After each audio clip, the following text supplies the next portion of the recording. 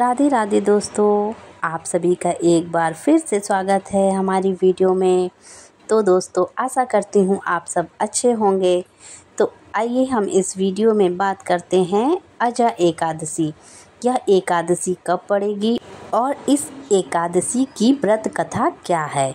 तो दोस्तों, यह जो है एकादशी भाद्रपद माह के कृष्ण पक्ष में पड़ती है। तो इस एकादशी का नाम होता है अजा एकादशी और यह जो तिथि है हर साल कृष्ण जन्माष्टमी के बाद ही आती है। इस दिन भगवान विष्णु के ऋषिकेश स्वरूप की पूजा की जाती है।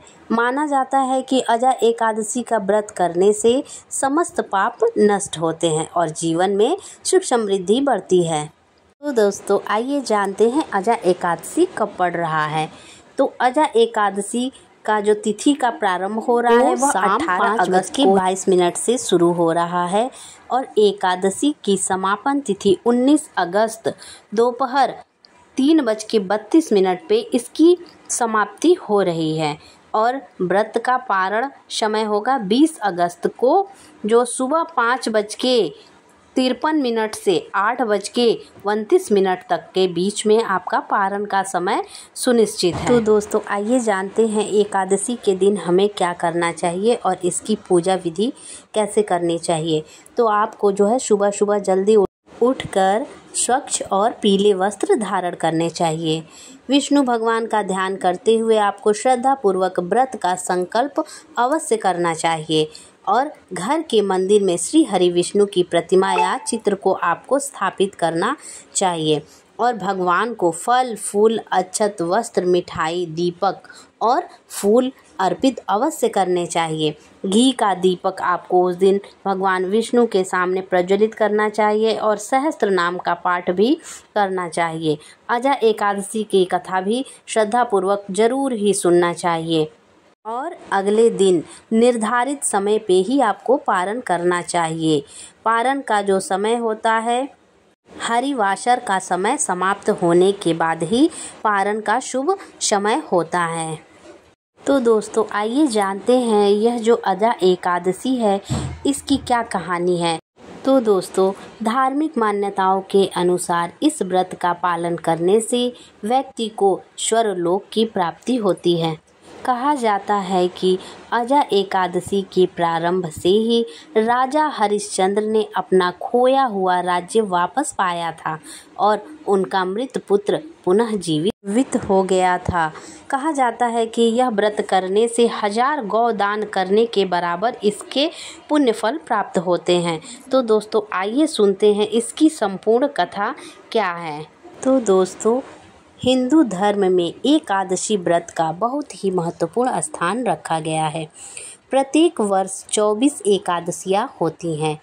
जब अधिक मास या मल मास आता है तब इनकी संख्या बढ़कर 26 हो जाती है। तो दोस्तों, भाद्रपद कृष्ण एकादशी का क्या नाम है, व्रत करने की विधि तथा इसका महात्म कृपा करके हमें कहिए। मधुसूदन कहने लगे कि इस एकादशी का नाम अजा है। यह सब प्रकार के समस्त पापों का नाश करने वाला व्रत है। जो मनुष्य इस दिन भगवान ऋषिकेश की पूजा करनी चाहिए। तो दोस्तों, कथा इस प्रकार से है कि कुंती पुत्र युधिष्ठिर कहते हैं कि हे भगवान, भाद्रपद कृष्ण एकादशी का नाम क्या है, व्रत करने की विधि तथा इसका महात्म कृपा करके हमसे बताइए। मधुसूदन कहने लगे कि इस एकादशी का नाम अजा है। यह सब प्रकार के समस्त पापों का नाश करने वाली है। जो मनुष्य इस दिन ऋषिकेश भगवान की पूजा करता है उसको वैकुंठ की प्राप्ति अवश्य होती है। अब आप जो है इसकी कथा सुनिए। प्राचीन काल में हरिश्चंद्र नाम का एक चक्रवर्ती राजा राज्य करता था। उसने किसी कर्म के वशीभूत होकर अपना सारा राज्य व धन धान्य त्याग दिया था, साथ ही अपनी स्त्री पुत्र एवं स्वयं को भी बेच दिया। वह राजा चांडाल का दास बनकर सत्य को धारण करता हुआ मृतकों का वस्त्र ग्रहण करता रहा, मगर किसी प्रकार से सत्य से विचलित नहीं हुआ। कई बार राजा चिंता के समुद्र में डूबकर अपने मन में विचार करने लगता कि मैं कहाँ जाऊँ, क्या करूँ जिससे मेरा उद्धार हो। इस प्रकार राजा को कई वर्ष बीत गए। एक दिन राजा इसी चिंता में बैठा हुआ कि गौतम ऋषि आ गए।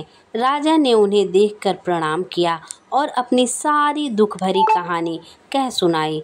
यह बात सुनकर गौतम ऋषि कहने लगे कि हे राजन, तुम्हारे भाग्य से आज से 7 दिन बाद भाद्रपद कृष्ण पक्ष की अजा नाम की एकादशी आएगी। तुम विधि पूर्वक उसका व्रत करना। गौतम ऋषि ने कहा कि इस व्रत के पुण्य प्रभाव से तुम्हारे समस्त पाप नष्ट हो जाएंगे। इस प्रकार राजा से कहकर गौतम ऋषि उसी समय अंतर्ध्यान हो गए। राजा ने उनके कथानुसार एकादशी आने पर विधि पूर्वक व्रत व जागरण किया। उस व्रत के प्रभाव से राजा के समस्त पाप नष्ट हो गए। स्वर्ग से बाजे बजने लगे और पुष्पों की वर्षा होने लगी। उसने अपने मृतक पुत्र को जीवित और अपनी स्त्री को वस्त्र तथा आभूषण से युक्त देखा। वस्त्र के प्रभाव से राजा को पुनः राज्य मिल गया। अंत में वह अपने परिवार सहित स्वर्ग को चले गए। तो दोस्तों, यह व्रत जो है बहुत ही उत्तम और शुभकारी है और समस्त पापों का नाश करने वाला होता है। तो आप सभी अजा एकादशी का व्रत अवश्य करें। अजा एकादशी की जय। श्री हरि नारायण की जय। विष्णु भगवान की जय। कृष्ण कन्हैया लाल की जय। तो दोस्तों, अजा एकादशी की ढेर सारी शुभकामनाएं। दोस्तों, आपको यह व्रत कथा कैसी लगी? अगर अच्छी लगी हो तो प्लीज़ हमारी वीडियो को ज़रूर लाइक कीजिए। पहली बार आए हैं चैनल पे तो हमारे चैनल को सब्सक्राइब कीजिए, अधिक से अधिक शेयर कीजिए। राधे राधे, जय श्री कृष्णा।